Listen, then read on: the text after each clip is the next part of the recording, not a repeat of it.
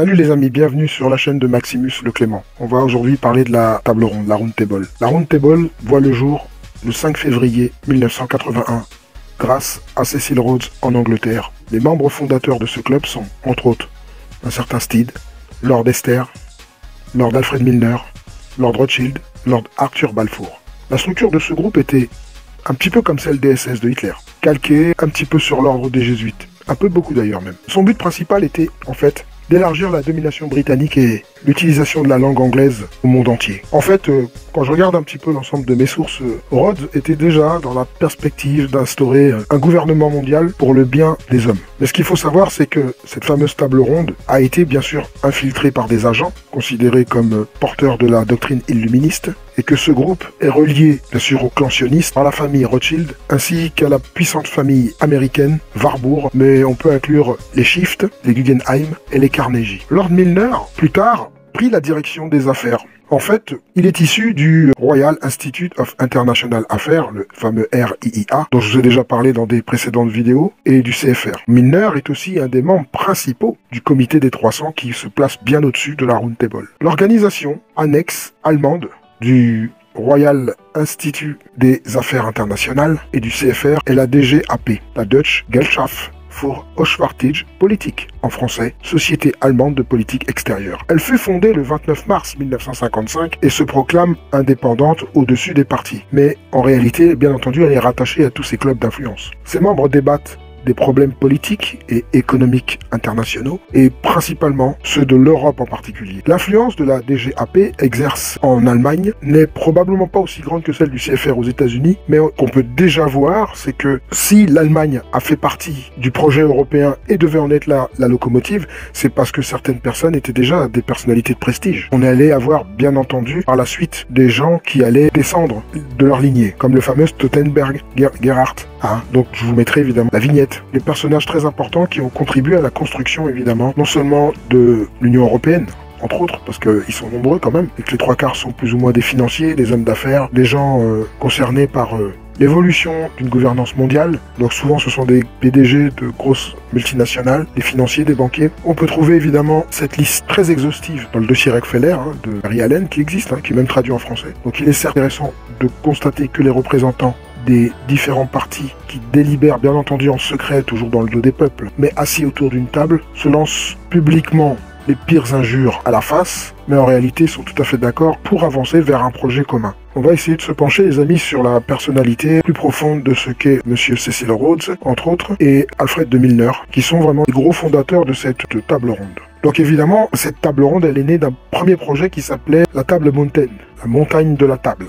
C'est un nom un petit peu étrange, mais c'est là que tout commence. Et elle a été fondée le 5 février 1891 sur le modèle, en fait, des Illuminés de Bavière, par le journaliste William Stead, dont je vous ai déjà parlé un petit peu aussi. C'était un maçon qui était lié à la Société théosophique, et il était aussi membre de la Fabian Society. Il avait été introduit par Lord Rothschild et par Cecil Rhodes.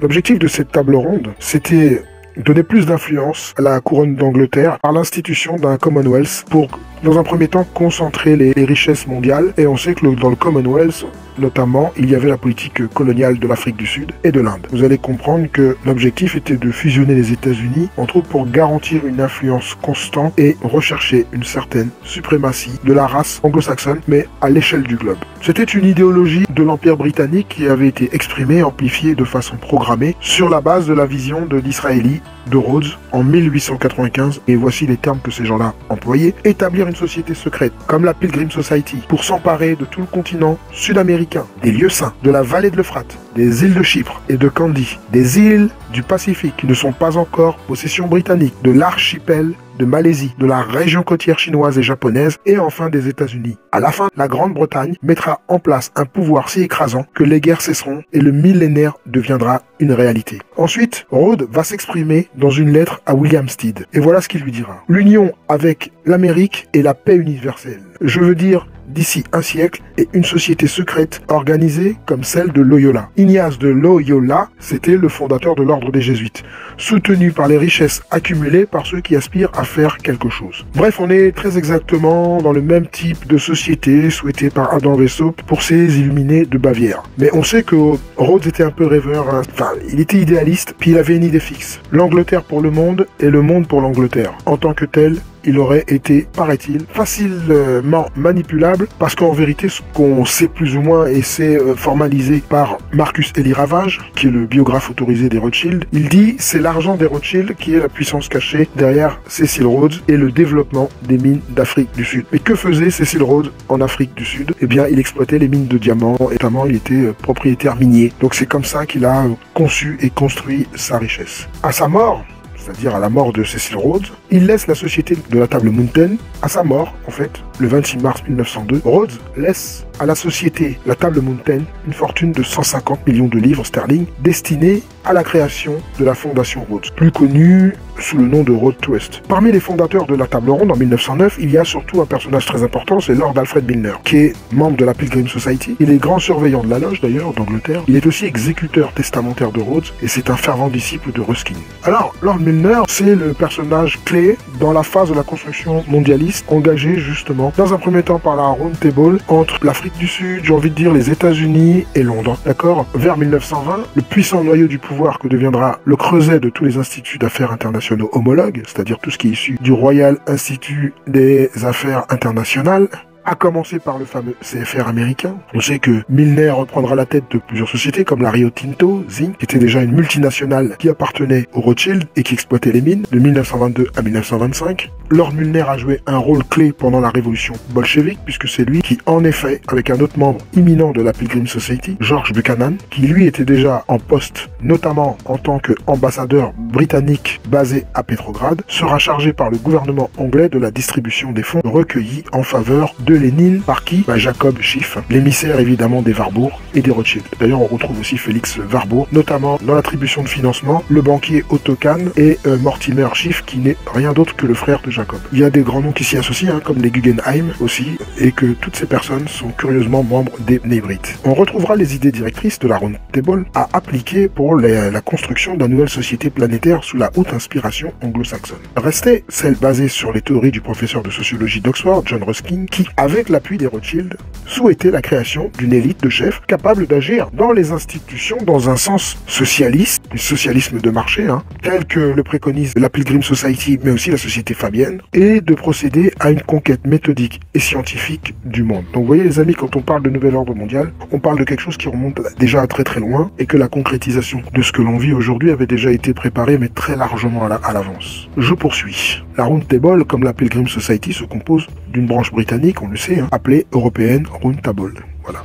Dont Umberto Agnelli a été le vice-président. Alors Umberto Agnelli, c'est pas n'importe qui, ça a été le PDG de Fiat et il était aussi membre de la commission trilatérale. Vous voyez, on retrouve l'imbrication des clubs, des mêmes personnes, avec un faisceau d'intérêts qui se croisent. Concernant les financements, il suffit de rappeler la nouvelle, parue il y a maintenant longtemps, en 1980, qui indiquait que le lobby de la Business Roundtable comprenait 170 présidents des plus grandes multinationales, dirigés par Irving Shapiro, vice-président de l'ADL, membre éminent de la plus grande banque d'affaires du monde, j'ai nommé la Banque des Frères Lazare. Il était aussi président du géant de la chimie, Dupont de Nemours, jusqu'en 1981, qui était lui-même membre du CFR, de la Trilatérale et du club de Bilderberg.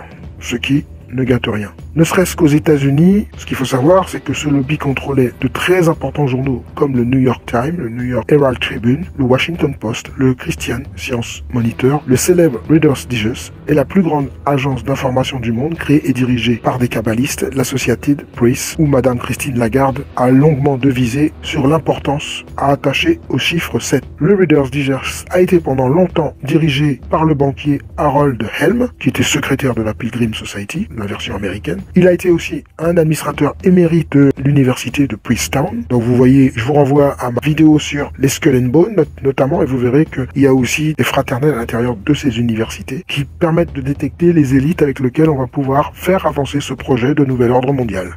Je terminerai tout simplement en disant qu'en 1972, David Rockefeller s'adressait à Londres à une assemblée de banquiers et d'industriels et il a dit ceci: chez nous, toute une génération sur les deux côtes de l'Atlantique a été éduquée de façon à penser avec une mentalité internationaliste comme cela ne s'était jamais passé avant. Les amis, je vous dis merci de m'avoir suivi. Je vais revenir un petit peu aux influences françaises. On va laisser un peu l'international, notamment l'oligarchie anglo-américaine. D'ailleurs, je vous renverrai au livre de Carroll Quigley si vous souhaitez en savoir plus. Et je vous dis à la prochaine pour une autre vidéo. Likez, abonnez-vous, partagez et surtout les amis, que Dieu vous garde. À bientôt.